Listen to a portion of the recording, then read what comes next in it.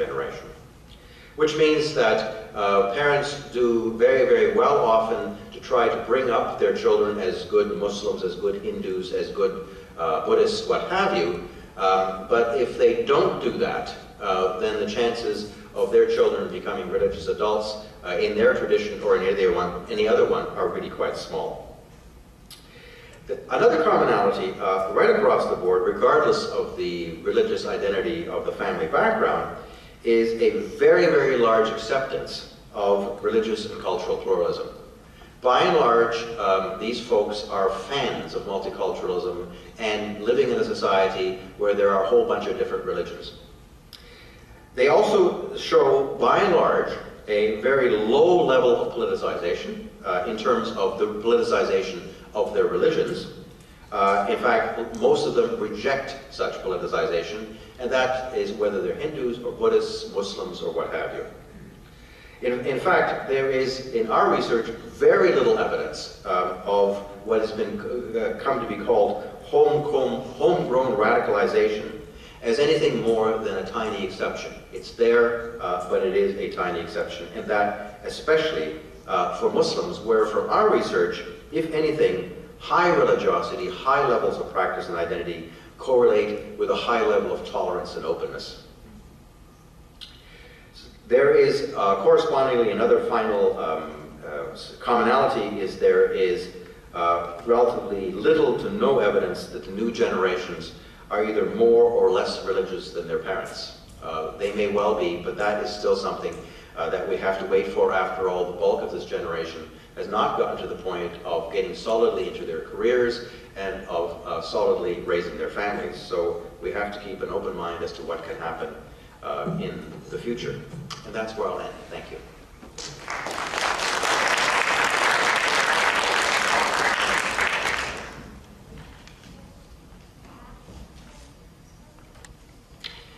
Thank you, Dr. Baker, and I think with our second panelist, we'll continue in this same vein of studying second-generation immigrants. As a matter of fact, our next speaker will address some of the issues with the category of religious identity as defined in national censuses and surveys. According to the available statistics, the younger generation of Korean Buddhist immigrants is choosing not to retain its inherited religion. Furthermore, this generation's interest in religion seems to be waning, but to further elaborate on this, please welcome our second panelist, Mr. Glen Choi.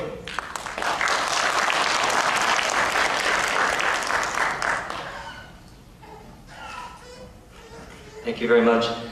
I think he's explained my entire presentation in 2 minutes, so I don't think I have to talk anymore. Okay, so I'm going to continue the theme of second generation and religious affiliation in Canada, but I'm going to focus on the Korean Buddhist community. And I'll start with an intro. Buddhism has become increasingly visible and popular in North America over the last few decades, which has resulted in a corresponding increase in academic literature on Buddhism in the West. One area of research that has emerged in this field centers around the issue of religious identity, because there's a growing trend of individuals, especially among non-Asian North Americans, or Western Buddhists as they're often called, who embrace Buddhism but are reluctant to call themselves Buddhist. Instead, some of them choose not to identify with any religion, while others retain their inherited religion, usually a Judeo-Christian one.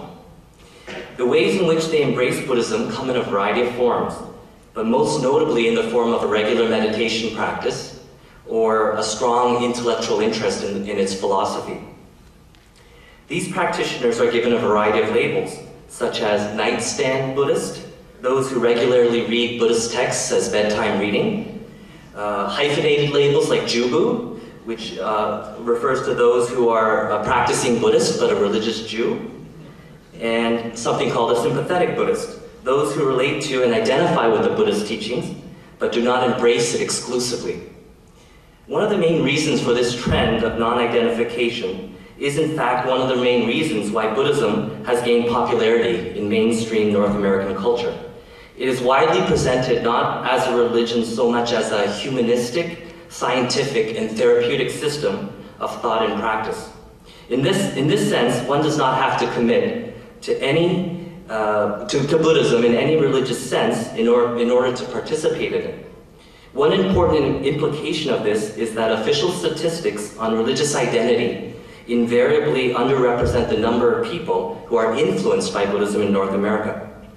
In researching the Korean Buddhist community in Canada, this trend caught my attention because the most recent Canadian census in 2001 to ask the question of religious affiliation showed that the second generation, or as Peter mentioned, the children of immigrant first-generation Korean Buddhists, is choosing not to identify as Buddhist in drastic numbers.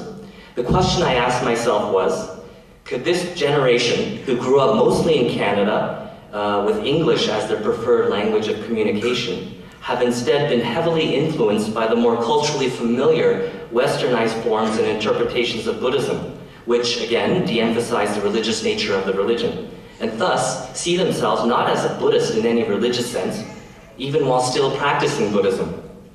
So expecting that the former might be the case, I embarked on conducting field interviews with the second generation of Korean Buddhists, mostly in Toronto, who are young adults. What I found were a couple of very interesting patterns. First, there was a marked difference in the responses to the question, do you self-identify as Buddhist, between Canada-born and Korea-born second-generation Koreans. Although the latter are often referred to as the 1.5 generation because they immigrated to Canada with their parents at a later age, usually after childhood and sometime during adolescence. The Canada-born group was either very reluctant to consider themselves Buddhist or outright rejected a Buddhist identity. They simply felt that they weren't engaged in the religion enough to consider themselves Buddhist. So for example, and these are all pseudonyms, Jake said, I don't necessarily see myself as Buddhist right now. I don't feel I know enough about Buddhism to be able to speak about it to other people that weren't Buddhist. Helen said, I'm a little bit of a universalist, and so just to say that I'm one specific religion, I would say at this stage of my life, no. And Sarah said, I would say I'm definitely not Buddhist because I can't accept the idea of reincarnation. I mean, I shouldn't step on a worm because it could have been a relative in a past life, ...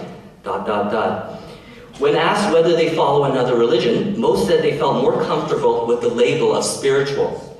And by spiritual, they meant a personalized practice and philosophy that combined a variety of religious teachings, including Buddhism, that catered to their individual needs. Members of the Korea-born group, on the other hand, all fully and positively identified as Buddhist. Curiously, their responses reflected a very different attitude toward the concept of religion itself compared to the Canada-born group. They consistently cited the important relationships and the environment within the Buddhist community as to the reasons they were Buddhist. There was hardly any mention of the Buddhist teachings and beliefs, which was the primary concern of the Canada-born group. For example, Jennifer said, from the time I was born, I was part of the Buddhist family, and I've always grown up hearing stories about like temples and monks. Jay said, growing up, my mom took me to the temple all the time. I met so many monks and talked to them, and the feel of the temple, I love that too, especially the mountains. And finally, Anne said, I have been going to the temple ever since I can remember, and you know, the smell of burning incense alone brings comfort to my mind. The second interesting pattern was a relatively high number of second-generation Koreans from Christian backgrounds who were engaged in Buddhist practice. In response to the question, do you self-identify as Buddhist, the Korean Christian participants, who were either Canada-born or immigrated to Canada in early childhood, and essentially therefore second generation, gave two types of answers. Some said they preferred a hyphenated religious identity, in other words, Christian hyphen Buddhist, while the other side said they did not want to be affiliated with any religion, some among them preferring to identify as atheist or spiritualist. Their reasons for this were similar regardless of their inclinations. They didn't see any inherent conflict between the non-theistic nature of Buddhist practice and their Christian or atheist spiritual beliefs, so they didn't have to be Buddhist.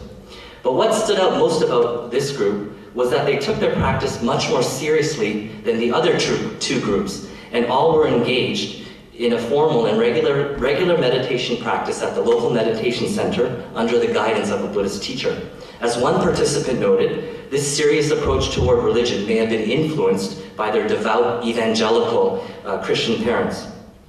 Comparing the responses of the three groups, we can see a pattern that reflects a fundamental difference in their approaches to the concept of religion itself. For the Canada-born group, including the Korean Christians, religion primarily represents its teachings and belief system. In other words, an abstract system. For the Korea-born group, religion is seen first and foremost as something tangible, the community of people and the environment that make up that religion. In other words, as a lived and experiential space. It is evident from this polarization of responses that culture has somehow played a prominent role in how these individuals see and interpret religion. Not only did the Korea-born group spend a good chunk of their formative years in Korea, they were able to maintain a strong sense of Korean identity even after immigrating to Canada. And maintaining fluency in the Korean language seems to have played a significant role in this. All of the participants from the Canada-born group that I interviewed, on the other hand, could hardly speak Korean since they grew up speaking English, and felt they were somewhere in between Korean and Canadian in terms of ethnic identity.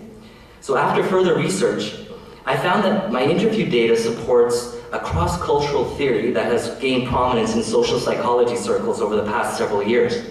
That is the individualism versus collectivism argument, in which the two social systems are said to characterize North American and East Asian societies, respectively. The argument is that East Asian culture is collectivistic in its worldview, and its psychological trademark is a holistic thought process, which is defined as a process of perceiving and reasoning that prioritizes attention to the relationships that exist between the context and the focal object.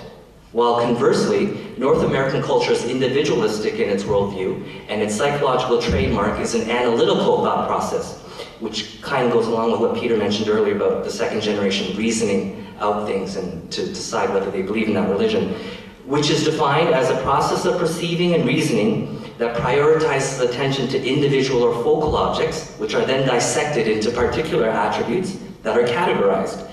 These differences in thought processes are reflected in the responses of the 1.5 and second generation participants. The Korea-born and partially Korea-raised generation shows a predominantly holistic thought process when it comes to religion, in which the close relationships and the environment that comprise their experiences of Buddhism, in other words, the context, first come to mind when asked about their Buddhist persuasion, while the more westernized Canada-born generation shows an analytical and critical thought process, in which Buddhism is examined as an abstract category that has been divorced from its context, that is, in terms of its teachings and doctrines. Unlike the Korea-born group, their experiences and the relationships that they developed growing up in the Buddhist community did not influence their decision in any positive way. In conclusion, the interview data points to three important patterns. Number one, it seems that the majority of second-generation Korean Buddhists who are discarding their inherited religious identities from the Canada-born group. They do, however, try to incorporate elements of Buddhism into an overall quote-unquote spirituality. Number two, those who have retained their religious Buddhist heritage are mostly the 1.5 generation Koreans. Buddhism is meaningful to them because of their experiences in close relationships within the community, rather than because they necessarily subscribe to the religious beliefs. And number three, there is a growing number of second-generation Koreans of Christian background who are engaging in Buddhist practice, but not necessarily identifying as Buddhist. So, when we look at official statistics, such as the Canada Census, they don't tell the whole story, when it comes to Buddhism at least. The impact and influence of Buddhism within the Korean community in Canada is greater than the numbers may suggest. Along with the Canada-born Koreans and Western Buddhists in North America, research has also shown that many members of the Chinese community in the West engage in a hybrid of religious practices that can be characterized as Taoist, Buddhist, and Confucian, but many of them claim no religious affiliation in the end. If we are to provide a more accurate and comprehensive picture of religion in Canada today, especially among the Buddhist community, there is a growing need to recognize at the official level the fact that religion on the ground can sometimes be messy, and that multiple religious identities or unaffiliated religious practitioners are a reality among Canadians. Just as one is allowed to make multiple selections in the ethnicity question in the Canada Census, perhaps it's now time to allow for the same in the religion question. And under the no religion option in the religion question, perhaps the following sub-question could be asked. Do you engage in any kind of practice that can be construed as religious. Thank you.